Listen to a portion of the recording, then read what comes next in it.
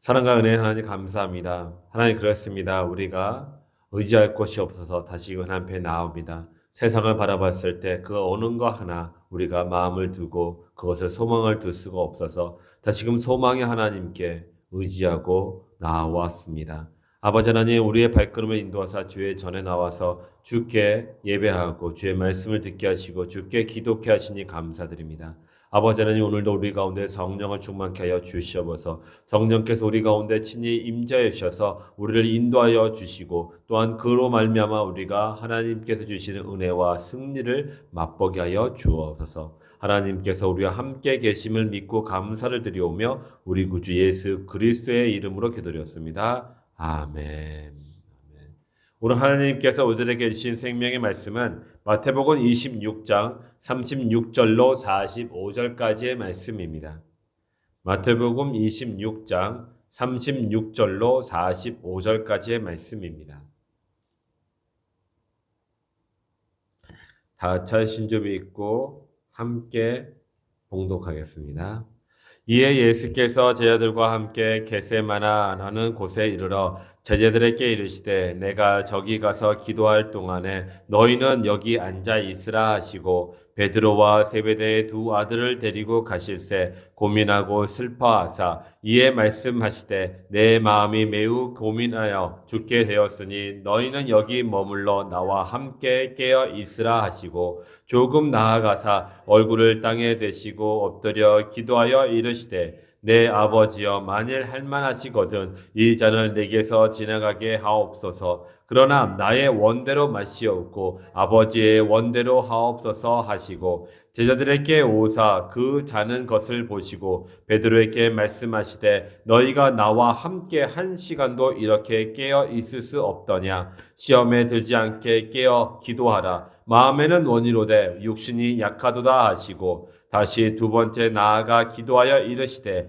내 아버지여 만일 내가 마시지 않고는 이 잔이 내게서 지나갈 수 없거든 아버지의 원대로 되기를 원하나이다 하시고 다시 오사 보신즉 그들이 자니 이는 그들의 눈이 피곤함 일러라. 또 그들을 두시고 나아가 세 번째 같은 말씀으로 기도하신 후 이에 제자들에게 오사 이르시되 이제는 자고 쉬라. 보라 때가 가까이 왔으니 인자가 죄인의 손에 팔리느니라. 아멘.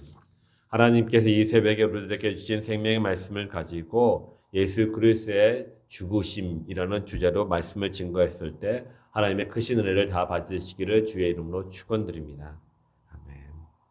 어제 제자들에게 자신의 죽으심을 알려주셨습니다. 그러면서 예수님은 제자들에게 너희는 나의 살과 피로 영적인 가족이 되었음을 가르쳐 주셨죠.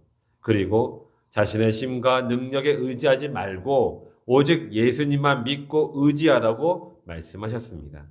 그리고 나서 예수님은 제자들에게 36절과 같이 기도하러 가십니다. 이에 예수께서 제자들과 함께 겟세마나라 하는 곳에 이르러 제자들에게 이르시되 내가 저기 가서 기도할 동안에 너희는 여기 앉아 있으라 하시고 예수님은 겟세마네 동산에 가셔서 기도하시겠다고 하셨습니다.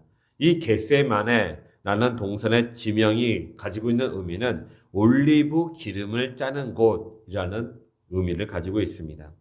예수님이 전에도 이 지역을 찾으셨죠.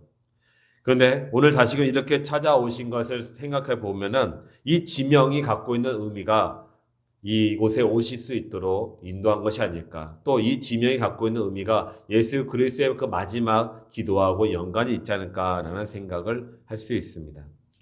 이때 겟세마네 동산에 올라가실 때 베드로와 야고보와 요한을 데리고 올라가셨습니다. 그런데 이때에 예수님의 심정을 우리가 37절과 38절 통해서 알 수 있습니다. 베드로와 세베대의 두 아들을 데리고 가실새 고민하고 슬퍼하사 이에 말씀하시되 내 마음이 매우 고민하여 죽게 되었으니 너희도 여기 머물러 나와 함께 깨어 있으라 하시고 예수님이 겟세마네에서 어떤 마음을 가지고 계셨나요? 고민하고 슬퍼하사라고 하셨습니다. 여기 고민하다라의 원래 의미는 괴로워하다라는 의미입니다. 그리고 슬퍼하다는 것은 고통스럽다라는 의미를 가지고 있습니다. 그러므로 여기 고민하고 슬퍼하사는 괴롭고 고통스럽다라고도 할 수 있습니다. 예수님은 괴롭고 고통스러운 마음으로 겟세마네 동산의 한 구석에 가셔서 기도하시면서 제자들에게 이와 같이 말씀을 하십니다.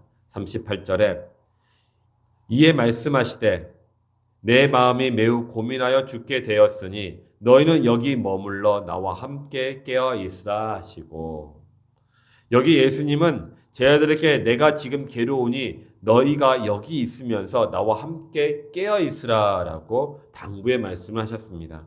그런데 제자들은 이 말씀의 뜻을 이해하지 못했습니다. 그리고 나서 39절과 같이 예수님은 겟세마네 동산에 가셔서 기도하십니다. 39절에 조금 나아가사 얼굴을 땅에 대시고 엎드려 기도하여 이르시되 내 아버지여 만일 할만하시거든 이 잔을 내게서 지나가게 하옵소서. 그러나 나의 원대로 마시옵고 아버지의 원대로 하옵소서 하시고, 예수님의 기도의 핵심은 내가 소원하는 것이 있지만 내 소원보다는 아버지의 뜻대로 하시기를 원합니다 라는 그런 기도의 핵심을 갖고 있죠.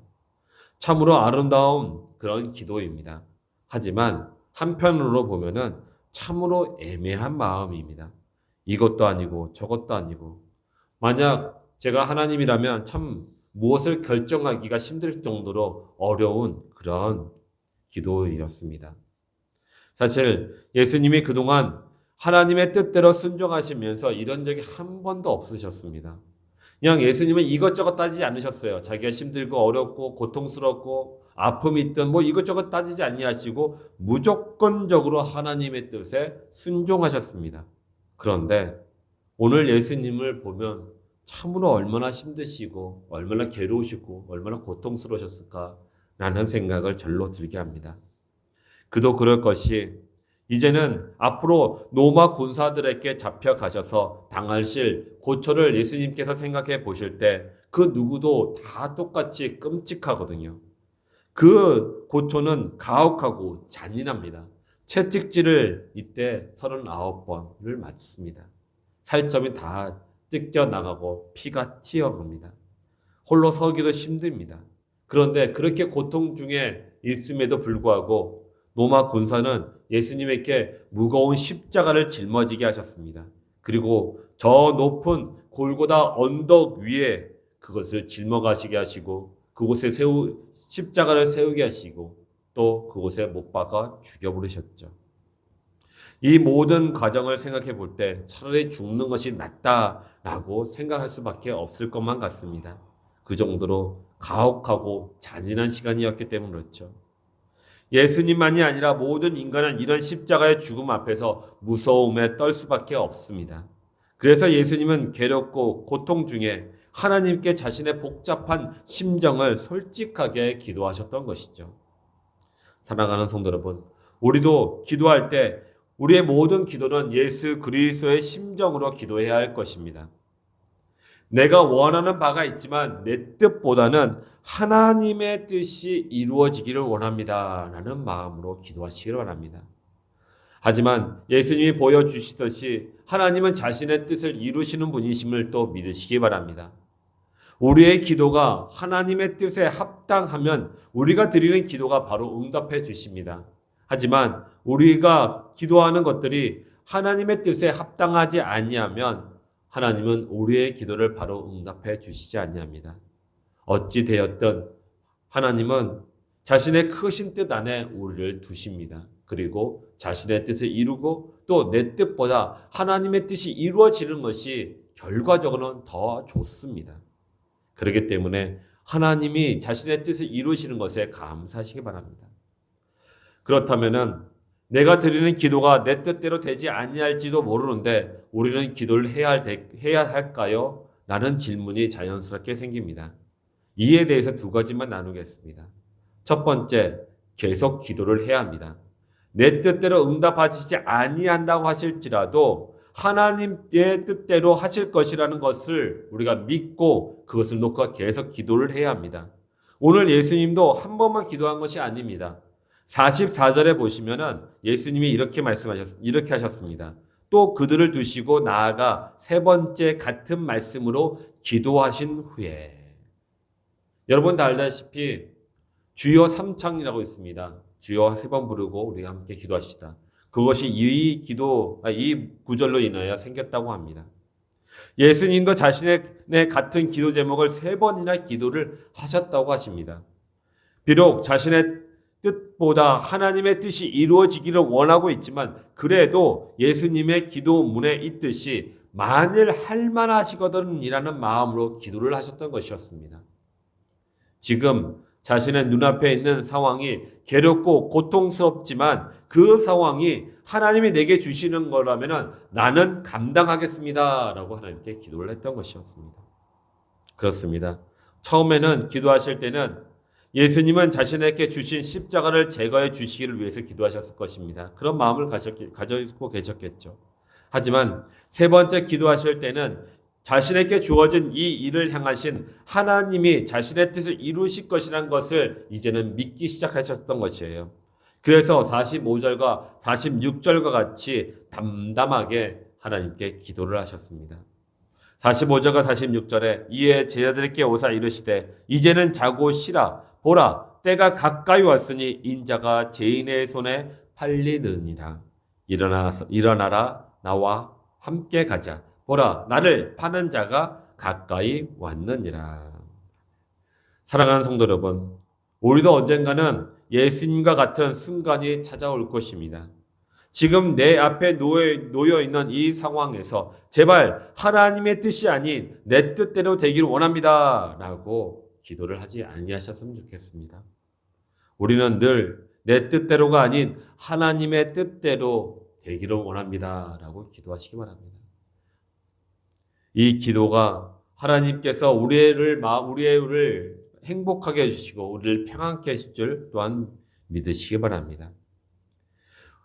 우리 교회에서는 이번 주부터 순교자의 삶이라는 주제로 사순절 주일 설교를 하고 있습니다. 순교하신 이런 분들의 일생을 되짚어 보면서 제가 한 가지 느끼는 것은 이분들 또한 죽음 앞에서는 누구나 다 두려워하고 무서워하고 고통스러워 하셨다는 것입니다. 하지만 그 아픔 속에서 이분들은 늘 기도하시면서 자신의 생각이 자기 중심적이었던 것이 이제는 하나님 쪽으로 옮겨감을 발견할 수가 있었습니다. 그렇습니다. 우리의 생각과 우리의 일생이 하나님 중심적으로 생각으로 변화가 되면서 나의 죽음이 새로운 생명을 탄생시키기 위한 하나님의 뜻임을 이분들이 자각하게 되었습니다. 그러면서 자신의 죽음을 평안하게 받아들였던 것이었습니다. 그렇습니다. 이 세상 그 어떤 사람도 죽는 것을 좋아하는 사람은 아무도 없습니다. 또한 고통스러워하는 것 또한 그 어느 누구도 좋아하는 사람이 아무도 없습니다. 하지만 이것이 하나님의 뜻이라면은 자신이 작은 미랄이 되어서 한 생명을 살리는 데 사용되어진다면 내게 주신 그 사명을 온전히 감당하는 것이 우리가 하나님 안에 있는 사람이며 또한 예수 그리스도를 믿는 사람의 도리일 줄 믿습니다.